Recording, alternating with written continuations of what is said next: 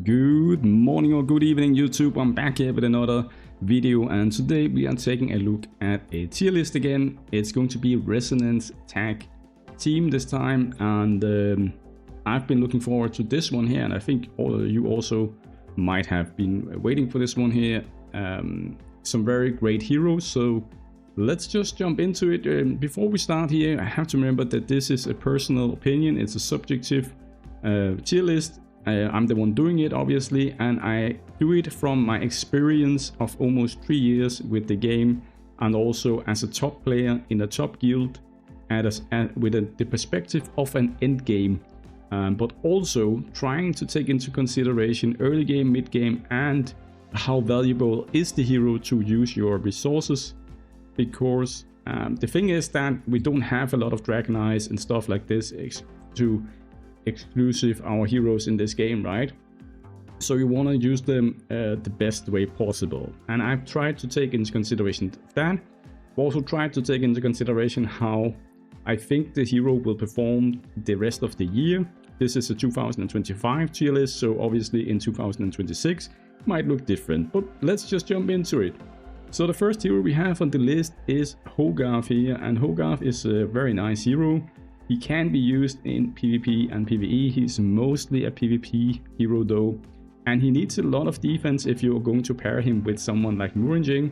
But luckily for us, Mingjing is not often paired with this guy here. But I think this guy, he is between A and S tier. I really like him actually a lot. I think he has a great kit, but I think one of his strengths is actually his echo. His echo is the one that is very nice to have, just one copy of, because it's going to reduce all damage taken by 10%, basically permanently, if you have some exclusive on him, right?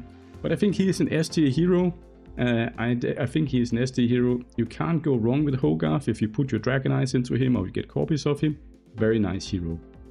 And then we have Aara here, our Chinese New Year limited hero that we got the first copy of for free this year here. Aara is definitely S+. She is used everywhere in PvE, everywhere in PvP. She is probably one of the most broken heroes that we've had, and to think that we actually got the first copy for free, I think this is a fantastic thing from the developers in the game. And I think if you are going to use some money on anything in this game here to support the game or whatever, and maybe you just enjoy the game, right? Aara exclusives is definitely one of the things you should think about using your money on, because at exclusive 3 she is a fantastic hero. She will actually do a lot of damage because of her HP deduction. She will help you progress in a lot of content, and she is the key to a lot of stuff. Now the next hero here on the list is Marie. Marie is also S+ here, definitely S+ hero. A fantastic hero that came out at Christmas 2024, and she has been a staple in direct damage teams ever since. She is probably the best direct damage dealer at the moment. Very close to Felicia at the moment, but that is because Felicia is doing a lot of counter attacks and stuff like that. Then we have Boboan. Boboan is actually the only one I think on this list here that I will put at the B tier, and we'll come back to that obviously. But Boboan, I know that she has the mastery stuff for HP burn and stuff like that, but I don't really like Boboan overall. I think people are using her just because they don't have any other options for HP burn. The HP burn tag, as you might have seen in the HP burn tier list, is actually pretty lackluster in heroes, but we might get some new heroes in the future for HP burn, and then Boboan will be out of that team. Therefore, I cannot suggest or recommend that you put any exclusive or Dragon Eyes into Boboan. She is not worth it. Now we have Penny. Penny is also a great hero here, and I'm going to put Penny into A tier here. Penny is a great hero with speed buff and some poison damage. She is used in poison teams, and she's also used in some PvP teams. Penny is a good hero, but I don't think she is up here at S+ or S. I think she's an A tier hero, and she is actually being replaced at the top, like the top endgame PvP. Penny is not really being used anymore. She had a very short duration where everyone used her in the CC team, but now people are using the one with Lydia instead at the moment, okay? A tier for sure, and don't forget guys, A tier is still very high. It's still a usable hero. It's a hero where if you get exclusives, there's nothing wrong with it, okay? But don't use your eyes on her. Don't use your legendary dragon eyes on her. If you get copies of her, otherwise, she is very nice to build. She's very nice and you can use her for sure. But don't use your dragon eyes on her. There are better options to use your dragon eyes on. That is what this tier list is all about, right? Who you should use your stuff on. Now we have the next one here. It is Sotra. Sotra is an S tier hero in my opinion. She doesn't need dragon eyes because you're building her with the copies that you get from the Demon Conquest boss thing. And everyone can get her eventually over time, just like you did with Catherine and you did with Agatha. You can also get Sotra eventually, building her to exclusive 5 for free. And I think that is fantastic. She's a very nice hero.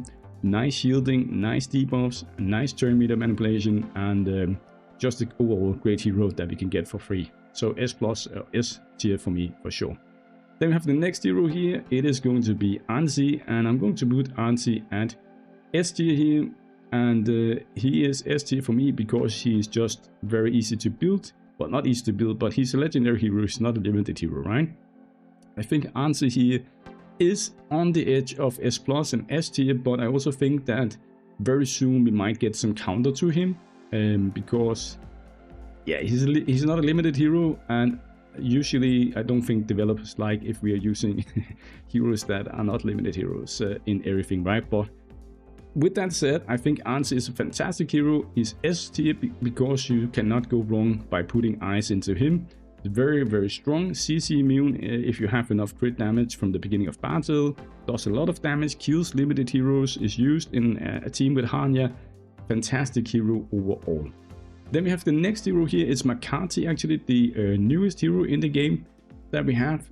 He's just came out, and from my results that I've seen, people that have him, you can see here by the avatar that I don't have him, that is why he's grayed out.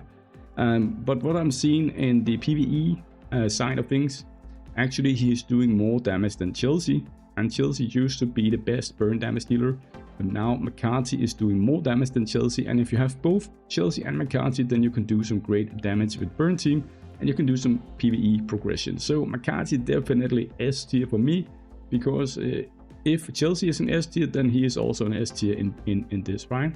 And also he'll just work very nice for this resonance attack. Alright, the next hero here is Had. I'm gonna put Had at A tier. I actually like Had a lot. He has the attack down debuff. It is a great debuff to get, and yeah, Had also does some great damage actually in burn and also in faction abyss.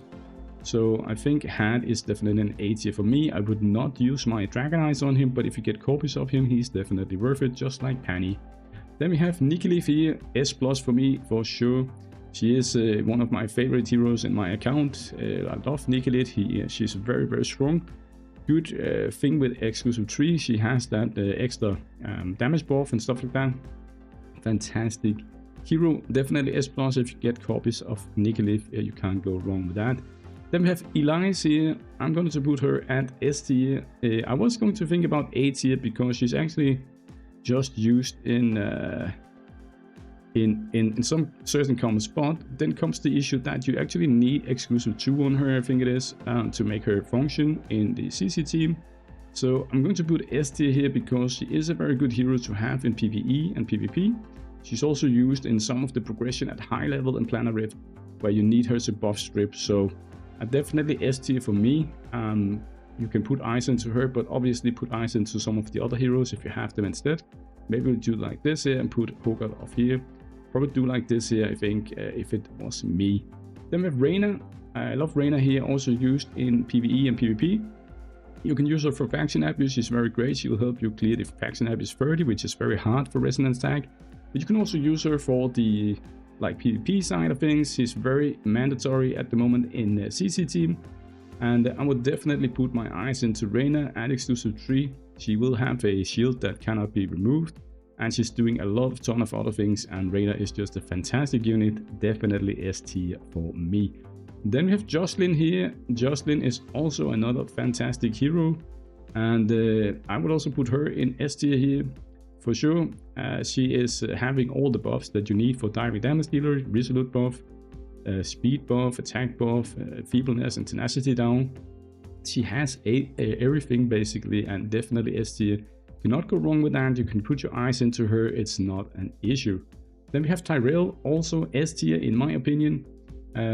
You also need exclusives on her, and you can see the thing here, right? A lot of these heroes, they need exclusives, but they're also very strong, very meta, and you cannot go wrong with them. And the last one is Hana here, one of my favorite heroes in the game. I'm actually gonna do like this here. Hana is a fantastic hero. If you get Hana, you can use your Dragon Eyes on her. I was actually thinking maybe she should be S+ actually, because she is very, very unique and very strong. And you know what? I'm actually gonna go and do. I'm gonna go do this here. I think yes, I'm gonna do this, guys. I'm gonna put her in S+ because I think she's just a tiny bit above the rest of the S's here. And the reason is that Hana exclusive 3 with her skill 4 has a chance to proc some HP deduction damage on the entire team once you've done enough damage. So if you pair her with someone like Aara and someone else and you proc that damage, she's going to obliterate the team of the enemy, and that is her huge factor. Also, she has a nice HP percentage buff that she gets from the start of battle with some exclusives, and she has the ally attack like Ben Austin. She does a stun, AoE stun, all kinds of things. She's very nice in PvE, very nice in PvP, and I think she's pretty much mandatory for clearing faction abyss 30 maybe, if you don't have negative or any of the other ones. So Hana definitely for me S+ because she's just a tiny bit above the other heroes, and this is considering who you should use your eyes on. Definitely Hana is the one of the normal heroes here, of the normal legendary heroes. Hana is the one you should use your eyes on first, get her to exclusive 3, and then you can work on all the other heroes. But if you are watching this, guys, you can also see here that there are a lot of S and S pluses here in this tag here, and that is because the resonance tag is a new tag.